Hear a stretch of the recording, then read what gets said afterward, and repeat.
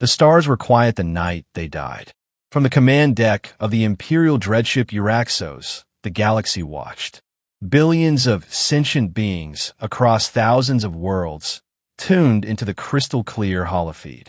A grid of 70,000 human captives stood aligned on a frozen steel platform beneath pale ultraviolet floodlights. Uniforms shredded, eyes sunken, they didn't cry anymore. Not after days of beatings, after weeks without food. Not after the Empire's tormentors had stripped them of names and sewn numbers into their flesh. They had been called rebels, invaders, contaminants. They were civilians, soldiers, medics, engineers, people who had survived the invasion of the Terran colony on New Montana and surrendered under the promise of protection under Galactic War Protocol 9. But the Empire had never believed humans were deserving of law. And now, the galaxy would see what the Empire did to pests. Standing high above the execution grid was Supreme Executive Raxon, clad in ceremonial armor made from the bones of conquered species. His voice echoed, low and guttural, through the translation units. This is not vengeance. This is purification. The vermin known as Terrans have tainted our stars long enough. Let this be a lesson. There will be no compromise. There will be no mercy. There will be no future for Earth. He raised a clawed hand. 60 hovering sentry drones charged their plasma lances. The countdown began. 5, 4, 3.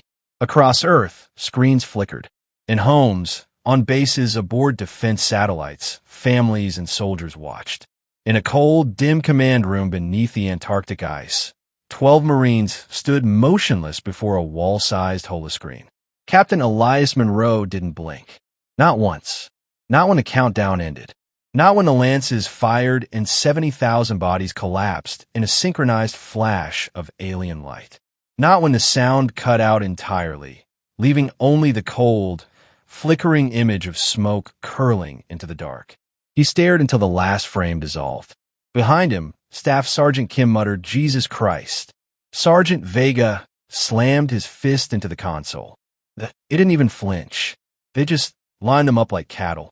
Corporal Riker didn't speak. His jaw flexed, eyes locked, dead forward.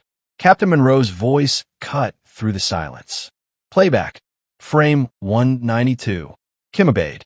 The screen rewound, paused mid-broadcast. One prisoner, middle of the fifth row, hands bound, head raised. Bloodied, but standing tall. Zoom. He was smiling. Vega stepped forward. "Is that?" Monroe nodded once. "Lieutenant Alex Reed, U.S. Navy. Captured 4 months ago." Why the hell's he smiling? Because he knew we were watching. The silence returned. But it was different now, dense, heavy charged. Outside, the Antarctic storm howled against the reinforced dome. Inside, the walls bore no insignia. No flags. No names. Just frost, steel, and purpose. Project Valkyrie wasn't on any record. No news feeds. No orders. Just whispered legend among elite forces. A kill team protocol reserved for crimes the law couldn't punish. Captain Monroe turned toward the others. "They did this to provoke us," he said. "To make us afraid." He walked to the long table in the center of the room, pulled a tarp aside. Beneath it were alien schematics, troop deployment maps, gravity well jump routes.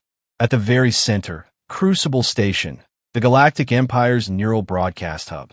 The source of the execution stream. "They wanted to break Earth," Monroe said, voice low. "Instead, they gave us coordinates."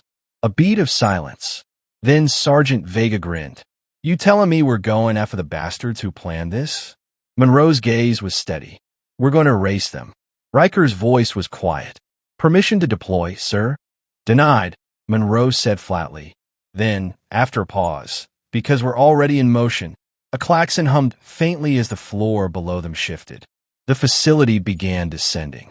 Beneath the ice, deep within a carved shaft of frozen rock, lay Valkyrie's engine, an untraceable stealth cruiser built from reverse-engineered alien tech. No transponders, no beacons, no call signs. They had prepared for this moment for years. Earth's contingency for when diplomacy failed, for when war forgot honor. Vega looked around. 12 men? Against an empire Not 12 men, Monroe said. 12 ghosts. The ship's lights blinked to combat red. Each Marine silently approached their lockers, unlocking gear designed for one-way missions. Snow-adapted camo, magnetic boots, EMP-charged grenades, and pulse rifles fine-tuned to rupture chitin armor. They suited up in silence. No speeches, no ceremony. Each man carried their ghosts in their own way. At the edge of the loading ramp, Monroe paused, pulled a small, scratched locket from under his armor. Inside, a photo of his sister and 2 nephews. Civilians, among the 70,000. He didn't close it, just let it dangle there, over his heart. Behind him, Kim ran pre-flight checks. Target location confirmed. Crucible station, deep orbit above Ganymede. Shielded, but vulnerable from inside. ETA, Monroe asked. 4 hours. We'll be dark all the way. Vega cracked his knuckles. No alarms. No backup. Just us. Riker loaded his sniper module into the long rifle. Good. The cruiser's engines rumbled to life, silent on the surface, but shaking the bones of everyone aboard. Kim spoke again, quieter now. You think they'll be watching this time? Monroe didn't answer immediately. He just stared out into the black, toward a future none of them were guaranteed to see. Then he said, let them watch. The loading ramp sealed behind them. 4 hours from now, a station of alien tacticians, smug in their dominance, would face the arrival of Earth's ghosts. And for the first time in the war, they would learn what it meant to provoke a species that mourns with fire. The stars were quiet the night they died. But vengeance doesn't need to speak. It only needs to land. Snow gave way to silence, and silence gave way to war. The cruiser, wrapped in a shell of dampening plates and pulse-masking panels, cut through the void like a shadow no one could follow. At its core sat 12 soldiers who no longer called themselves by rank when helmets were on. There was no hierarchy in the dark, no glory, just a mission. Inside the tight compartment, breath misted in the freezing recycled air. Boots braced against the trembling steel floor as gravitational inertia pulled them closer to the edge of conflict. Crucible Station was nearly in range, an orbital monstrosity of alloy and plasma coils strung like muscle over bone, rotating slowly above Jupiter's moon Ganymede. It wasn't just a broadcast hub. It was the Empire's crown jewel of psychological warfare. Every public execution streamed from there. Every message of alien supremacy. Every humiliation Earth had suffered over the past year had originated behind its shimmering walls. Sergeant Vega wiped the condensation from his visor and looked over at Kim, who was reviewing the infiltration data again, lips moving silently. Kim didn't speak when the others did. He spoke when it mattered. That's why Monroe had picked him. That's why they were all here, each chosen not just for skill, but for their silence. Their ability to bury pain under focus. Atmospheric burn-in 30, Kim finally said. Captain Monroe, helmet sealed, turned toward the squad. No engagement unless necessary. We breach low. We ghost in. Objectives the broadcast chamber. Second spire, mid-core. No prisoners. No distractions. We're not here to scare them. We're here to end them. Corporal Riker leaned back, adjusting the bipod on his rifle. His fingers moved with cold precision, counting each click.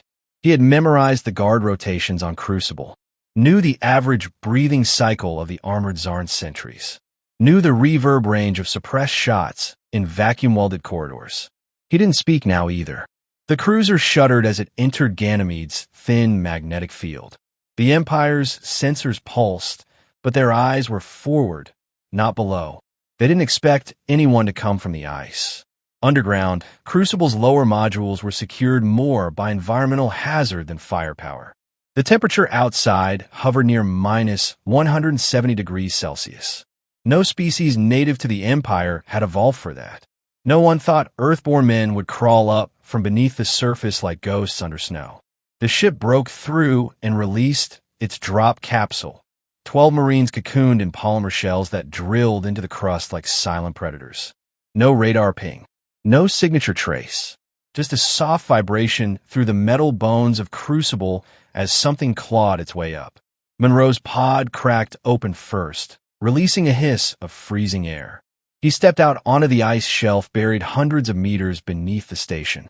Darkness swallowed everything except the faint blue glow of their visors. "We good?" Vega asked, already unspooling thermal charges. "We're ghosts," Kim replied. "Start the climb." They moved like a single organism, each man gripping the carbon anchors, scaling the inner support pylon that rose toward the underbelly of Crucible. It took 27 minutes to reach the lowest maintenance hatch, and another 6 to crack it open using an Empire-grade mimic bypass that Kim had stolen 2 years ago. Every move was quiet. Every sound was memorized. No second chances. Inside, the walls of Crucible breathed. Literally, alien architecture was a blend of machine and organic latticework. Veins of luminescent coolant pulsed through the walls, and curved chambers echoed with a rhythmic thrum, like a sleeping giant's heartbeat. The Empire had mastered intimidation by design. The Marines slipped through it like antibodies hunting a virus. First contact came 5 minutes in. 2 sentries, 8 feet tall, skin like obsidian, moving in perfect unison. They didn't get the chance to signal. Riker dropped both with back-to-back shots to their neural clusters. The bodies fell without a sound. No alarms. Vega dragged them into a shadow alcove while Monroe checked the corner. They advanced deeper into the internal structure, moving toward the second spire. Every twist of the corridor narrowed their margin for error. Alien chatter crackled through the comms intercept. Most of it was routine. Movement reports. Thermal vent cycles. Nothing that hinted they had been noticed. But something shifted.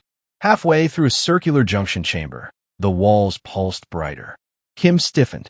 Heartbeats increased. Structural bayonet just elevated oxygen density. They're waking something up. Monroe raised his hand.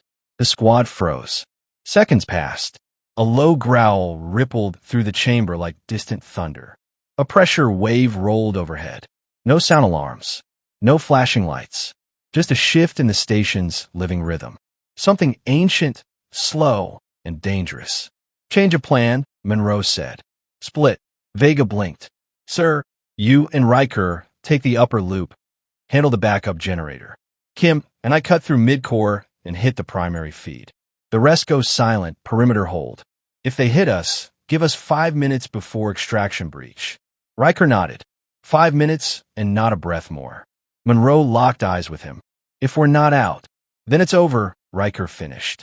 "Understood." They split without hesitation. No protests. No debate. The kind of trust forged in fire and funerals. As Monroe and Kim moved through the narrowing conduits, the walls began to change. Less machine, more flesh.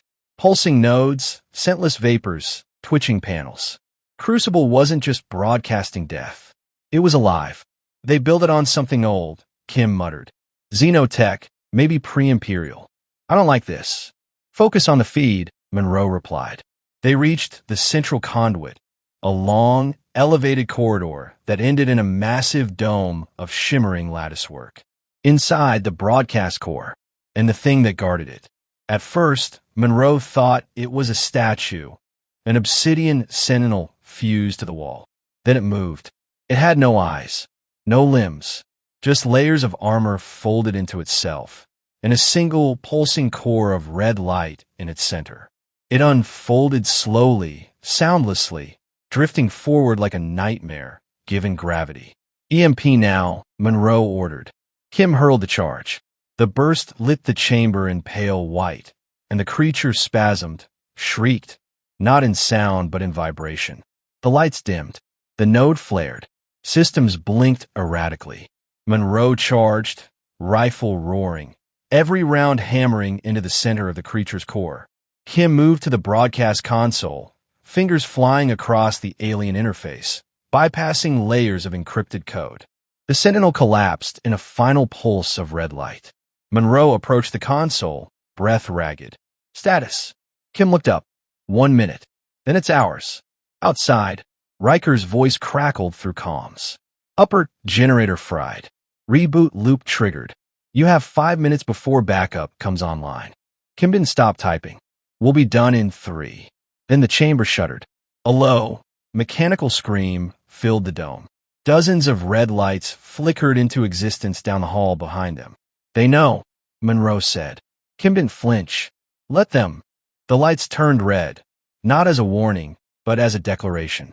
Crucible Station, awakened from its slumber, began to scream, not in audible tones, but in gravitational pulses that trembled through every support beam. The architecture itself shivered with life, as if the act of intrusion had offended its ancient memory. Above the chamber, sirens carved from glass vibrated into light, and the scent of ionized air thickened like ozone before a storm.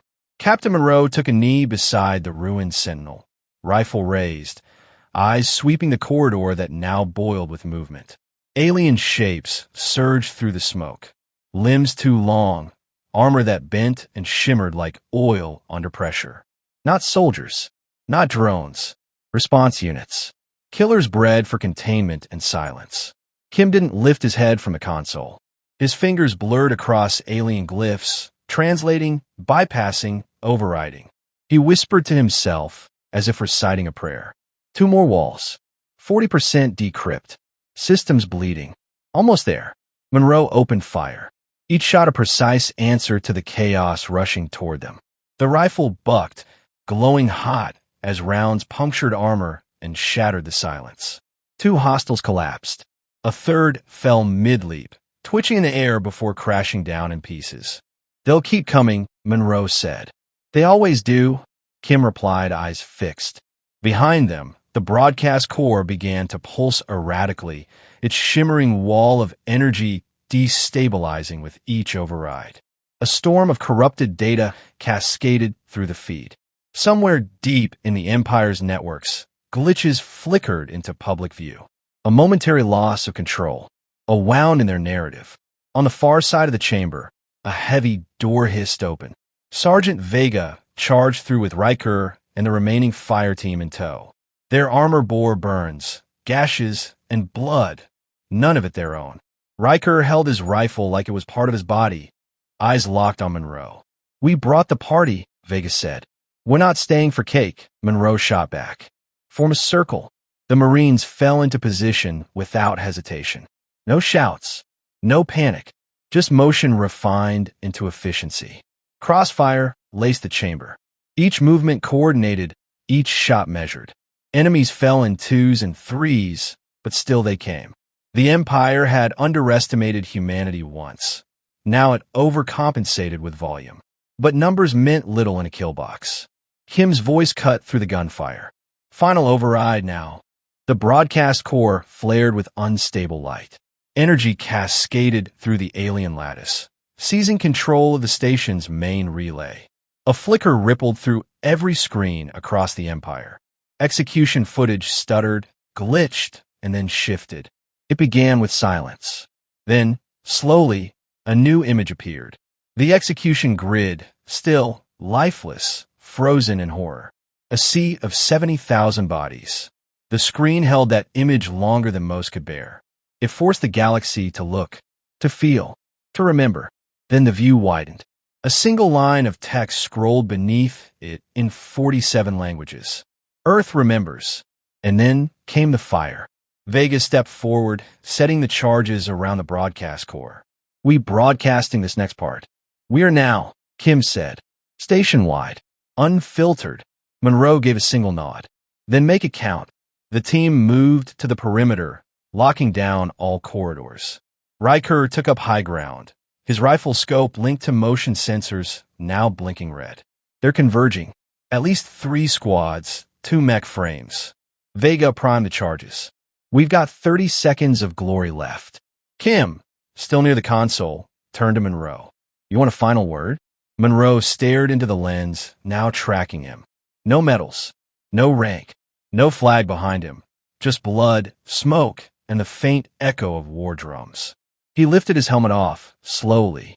The face beneath wasn't clean or heroic. It was tired, weathered, human. He looked straight into the eye of the Empire.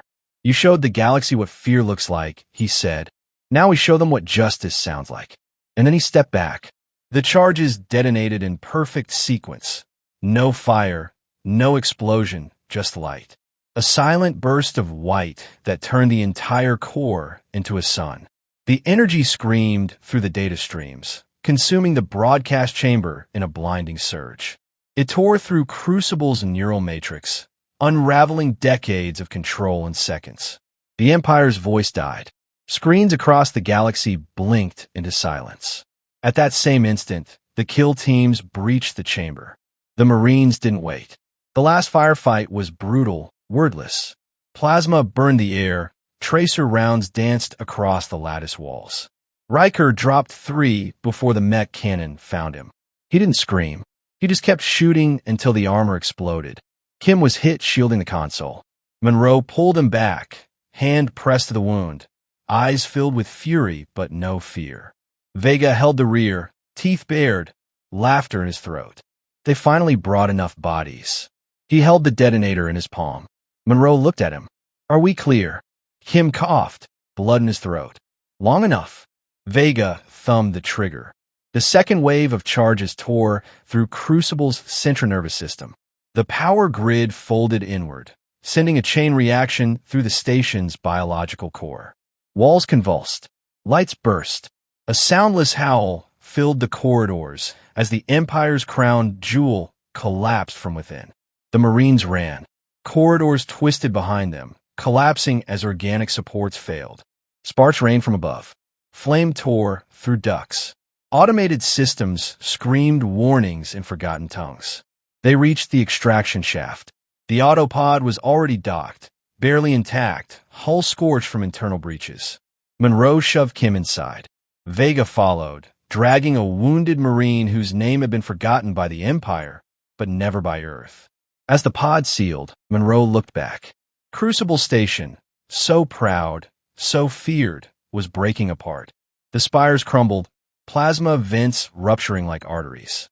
A station that had broadcast suffering now radiated its own. The pod launched, hurtling toward orbit. Inside, silence reclaimed them. No cheers, no speeches, just the sound of breath and the knowledge that the ghosts had screamed loud enough for the galaxy to hear. And Earth would never forget it. The battlefield still burned. Ashes drifted like snow across the broken plains of Telvar's Prime. Smoke curled from alien structures once thought impenetrable, now reduced to blackened skeletons. The cries of the dying, alien and human, had faded into silence. But the ghosts lingered. Captain Rivas stood in the heart of it all. His armor was scorched, dented, and half-drenched in blood not his own. His pulse was steady now. The rage had passed. The mission was complete. 70,000 souls. Each one of them had screamed before they died. Hanged by the Empire on a broadcast, looped across the stars. Their deaths weren't meant to kill. They were meant to humiliate, to break the human spirit. But the Empire had never understood Earth's history. You don't break humans with cruelty. You forge them. Sergeant Hale approached, limping, one arm clutched to his side, his face dark with soot and resolve. "They're done, sir," he said quietly. "Command confirms orbital withdrawal. The fleet's pulling out. We hold the capital now." Rivas nodded. He didn't smile. There was no triumph in justice delivered too late. He scanned the battlefield one last time. Wrecked gunships lay embedded in collapsed stone. Bodies, alien commandants, elite war beasts, even the Emperor's personal guard, littered the field. They'd underestimated Earth one final time. The Marines hadn't come for conquest. They came for remembrance. "You got the prisoner?" Rivas asked. "Yeah," Hale said. "General Varkin. He surrendered after we broke the line. He's in transit to the tribunal." "Public, streamed across all Empire systems," Hale replied. "Just like they did to us." Rivas nodded again. A quiet wind blew over the ruins. Somewhere in the rubble, a child's necklace clinked against steel. Someone must have carried it with them. One of the hostages, maybe. One of the ones who didn't make it. He crouched, picked it up, and closed it in his hand. There had been no rescue mission. By the time Earth's War Council had voted, by the time logistics aligned, the children, the elders, the innocents, all 70,000, were already gone. It didn't get a fight back, but the Marines did. "We lost 600, Hale muttered. "We knew the cost," Rivas replied. and they'll never forget the price they paid. High above them, the once impenetrable citadel of the Empire shone with fire. Earth's flag now waved from its shattered balcony, tattered but standing. The signal beacons blinked red, distress, surrender, and acknowledgement. The galaxy had seen the broadcast. They had cheered or wept or recoiled. But now they would remember this. Earth did not beg for peace. Earth came for reckoning. A low buzz hummed in Rivas' ear, Fleet Command patching through. He tapped the comms. "Captain Rivas," the voice came. "Intel confirms last surviving Empire fleet group has jumped into outer drift. They're retreating." "Let them run," Rivas replied. "They've already lost." He disconnected. Hale shifted his weight, gazing toward the charred hills. "Think they'll try again?" he asked. "No," Rivas said. "They'll spend centuries rebuilding. And even then, their children will grow up hearing about what happened here. About what happens when you mess with Earth." Silence. Then Hale chuckled, dry-tired. "Hell of a war," he said. "It wasn't a war," Rivas answered. "It was a message." He handed Hale the necklace. "Bury that for me. Somewhere quiet." Hale nodded and walked off. Rivas remained alone, staring at the sky. A single drop of rain hit his helmet, water condensing from the still-burning atmosphere. The planet itself cried. Above, the orbital camera drones hovered, still streaming. Billions of beings across hundreds of systems were watching. Rivas turned to face them. He said nothing. Just a man in burnt armor, surrounded by ruins, breathing the smoke of justice. He raised one hand in a silent salute, to the dead, to the lost, to the unbroken. That was all. He didn't need to say words. The galaxy had already heard enough. Weeks passed. Trials were held in galactic courts. The captured leaders of the Empire, those who had ordered the executions, were brought forward in chains. Some wept. Some begged. Some claimed they were just following orders. But the footage had already damned them. The executions, the laughter, the taunts. And now, in the same format, the same stage, Earth gave them their judgment. A broadcast streamed not for fear, not for cruelty, but for memory. In a quiet corner of Earth, a field of white flags bloomed. Each one marked a name. Not just the 70,000, but also the Marines who didn't come home, and the allies who stood with them. Rivas stood among the markers, dressed not in armor, but in plain black. Hale beside him. Neither man spoke. There were still wounds that wouldn't heal, scars that wouldn't fade. But they stood, because that's what humans do. Behind them, the world was beginning to move again. Reconstruction, new alliances, former enemies, now extending cautious hands. No one would say it openly, but all of them knew. Earth had changed the galactic balance. Not by force of numbers or superior weapons, but through will, through sacrifice, through rage born of loss. In the days that followed, a new fleet was built, not for war, but for remembrance. The USS Honor, a massive memorial ship, carried the names of the 70,000 engraved into its hull. It would drift through the stars, a permanent reminder, never again. And in the silence of space, somewhere between forgotten worlds and smoldering empires, Captain Rivas sat alone in his quarters, listening to an old Earth song. One lyric echoed louder than the rest. "This is our reply.